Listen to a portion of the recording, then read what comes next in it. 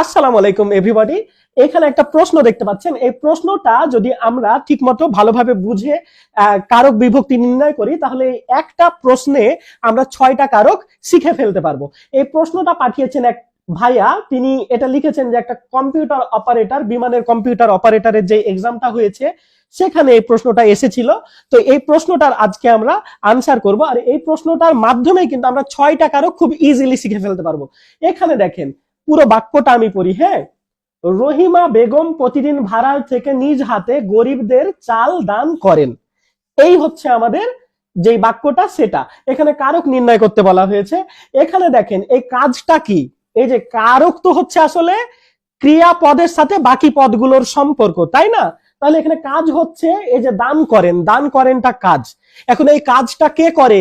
কাজটা হচ্ছে রহিমা বেগম করে। তাহলে যে কাজটা করছে সে হচ্ছে রহিমা বেগম, যে কাজ করে সে হয় কর্তৃকারক। তাহলে রহিমা বেগম হচ্ছে কর্তৃকারক। ক্লিয়ার?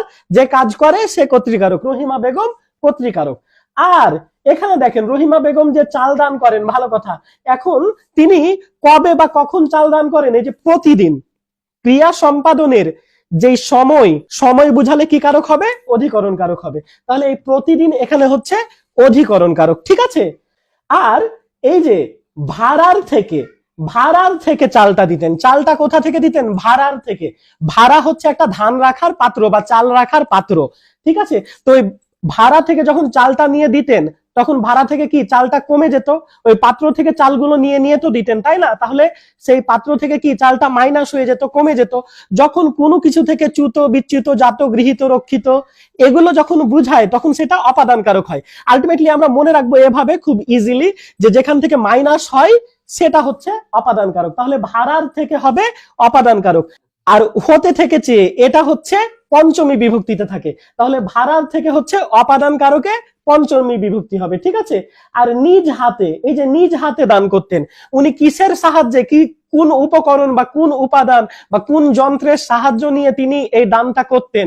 কিসের সাহায্যে কাজটা করতে? যে যন্ত্র বা যে উপকরণ বা ক্রিয়া সম্পাদনের যে সহায়ক, সেটাকে বলা হয় করণ কারক। তো নিজ হাতে, এই এটার সাহায্যে, হাতের সাহায্যে তিনি যেহেতু এই দানটা করছেন, তাই নিজ হাতে এটা হবে করণ কারক। ওকে। আর এখানে এই রহিমা বেগম চাল দিতেন, কিন্তু এই চালটা তিনি কাদেরকে দিতেন? গরিবদের দিতেন। যাকে নিঃস্বার্থে বা স্বার্থ ত্যাগ করে কিছু দেওয়া হয়, তখন যে দান গ্রহীতা থাকে সে হয় সম্প্রদান কারক। তো এখানে দান গ্রহীতাকে এই গরিব, গরিবরা হচ্ছে দান গ্রহীতা, তাহলে এই গরিবদের এটা হবে সম্প্রদান কারক।